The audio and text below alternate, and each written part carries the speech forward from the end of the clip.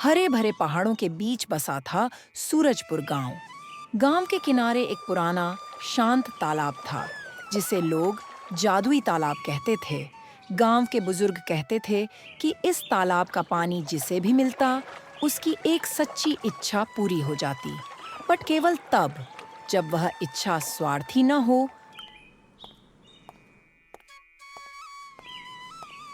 उसी गांव में एक मेहनती और नेकदिल लड़का आरव रहता था।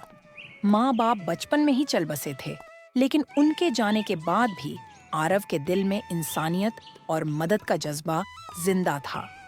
वो खेतों में मेहनत करता, मजदूरी करता और जो भी कमाता उसमें से कुछ हिस्सा जरूरतमंदों की मदद में लगा देता।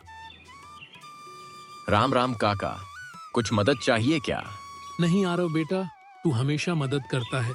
तेरे जैसा लड़का पूरे गांव में नहीं है। ठीक है काका, तो फिर मैं चलता हूँ।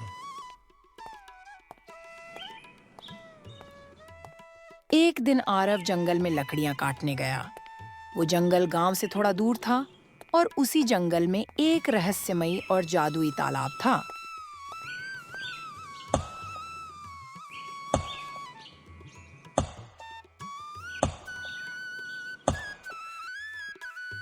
जिसके मन में लोभ न हो, तालाब उसका साथी हो। जिसके मन में लोभ न हो, तालाब उसका साथी हो। अचानक आरव ने देखा कि बुजुर्ग रामू काका तालाब के किनारे बैठे कुछ बड़बड़ा रहे थे। काका, ये आप क्या बोल रहे हो? ये तालाब दिल की सच्चाई को पहचानता है बेटा। अगर तेरी इच्छा साफ और निस्वार्थ हुई तो ये तुझे वरदान देगा, लेकिन अगर लालच किया तो इसका अंजाम बुरा होगा।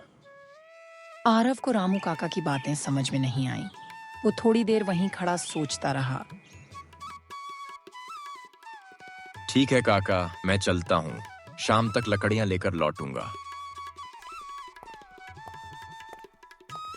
घर पहुंचकर भी आरव का मन कहीं और था। वो बार बार रामू काका की बातें और उस तालाब का शांत लेकिन रहस्यमयी पानी याद कर रहा था। धीरे धीरे उसके विचार धुंधले पड़ने लगे और वो मीठी नींद में खो गया।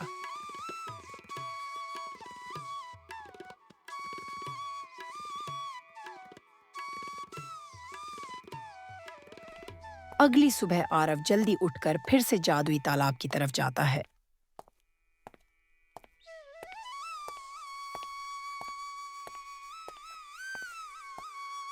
तालाब के पास पहुंचकर वो तालाब को पुकारता है।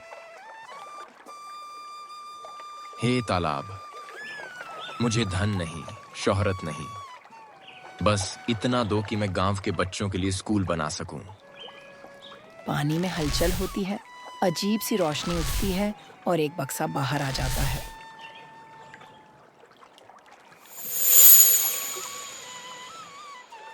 अरे ये क्या है? ये तालाब तो सचमुच जादुई है।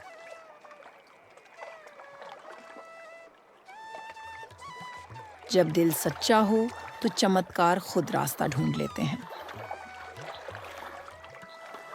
ओह, ये तो आरव कोई बक्सा लेकर जा रहा है और सीधा तालाब से निकाला है। मतलब इस तालाब में कोई जादू है। आरव बक्सा खोलता है और उसमें से सोना चांदी निकलता है।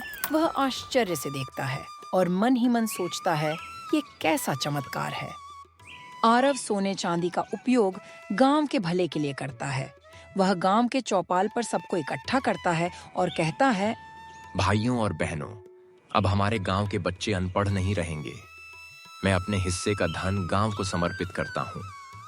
इसी से हम अपने गांव में एक स्कूल बनवाएंगे ताकि हर बच्चा पढ़ सके।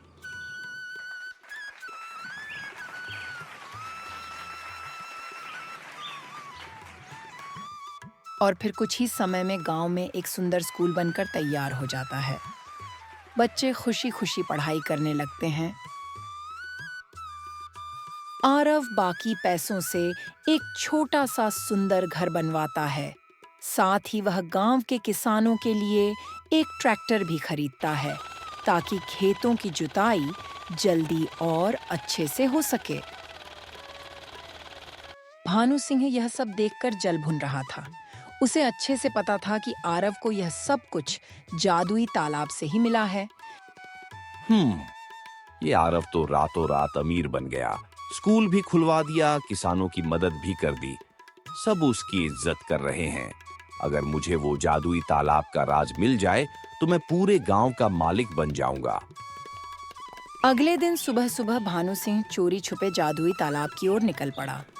उसकी आंखों में लालच साफ झलक रहा था। भानु सिंह तालाब के सामने खड़ा होकर लालच से कहता है, हे तालाब, मुझे असीम धन दे दे, मैं सबसे अमीर बन जाऊं। जैसे ही भानु सिंह सोना उठाने के लिए झुकता है, वह सीधे तालाब के भीतर गिर जाता है। भानु धीरे धीरे आंखें खोलता है। वो देखता है कि वहां कोई इंसान नहीं है। तभी अचानक तालाब से चमचमाती रोशनी निकलती है और उसी के सामने एक चिन्ह प्रकट हो जाता है। ये कौन सी जगह है? चारों तरफ अंधेरा और अजीब सी खामोशी। कहीं मैं किसी और दुनिया में तो नहीं आ गया? भानु सिंह, यह तालाब नेक दिल लोगों को आशीर्वाद देता है और लालची लोगों को सजा। तूने केवल सोने के लालच में कदम रखा है, इसलिए अब तू बाहर नहीं निकल पाएगा। नहीं, मुझे जाने दो। मैं वादा करता हूँ, मैं बदल जाऊंगा।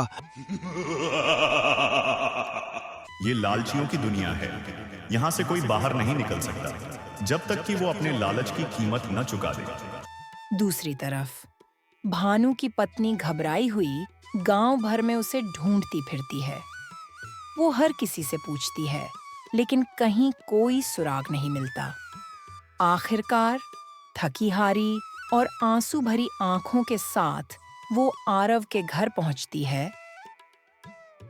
आरव, मुझे पता है भानु तालाब पर गया था, वो वापस नहीं आया। कृपया मेरी मदद करो।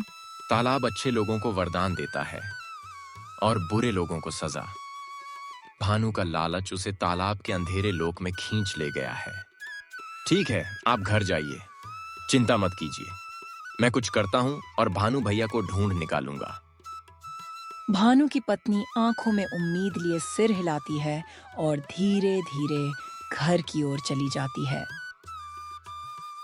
आरव जादुई तालाब की ओर निकल पड़ता है। तालाब पर पहुंचकर वह हाथ जोड़कर विनम्र स्वर में बोलता है, हे जादुई तालाब, उसकी पत्नी रो रही है। क्या भानु को वापस लाने का कोई तरीका है? बुरे लोगों के लिए यहाँ से कोई वापसी नहीं, लेकिन अगर उसकी पत्नी अपना सब कुछ त्याग कर भानु का लालच मिटा दे तो शायद उसे मुक्ति मिलेगी। धन्यवाद जादुई तालाब। आरव धीमे कदमों से लेकिन दृढ़ निश्चय के साथ गांव की ओर लौट पड़ता है। आरव सीधा भानु के घर पहुंचता है। भानु को बचाने का एक ही रास्ता है, अपनी जमीन बेचकर सोना लेना होगा और उसे तालाब में डालना होगा। तभी शायद भानु भैया की मुक्ति हो सके। मैं भानु को बचाने के लिए खेत बेच दूंगी। मेरे लिए जमीन से ज्यादा मेरे पति की जिंदगी कीमती है। अगले दिन भानु की पत्नी, रामू काका और आरव सोना लेकर तालाब की तरफ जाते हैं।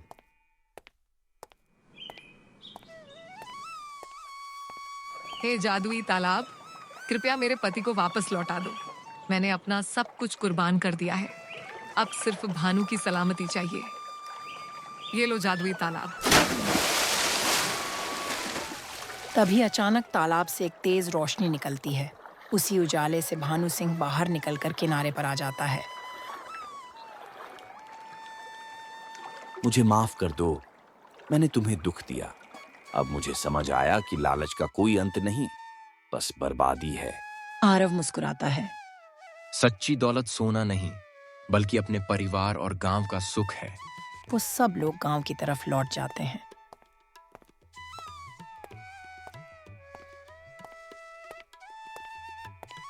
गांव वालों, आज से मैं लालच नहीं करूंगा।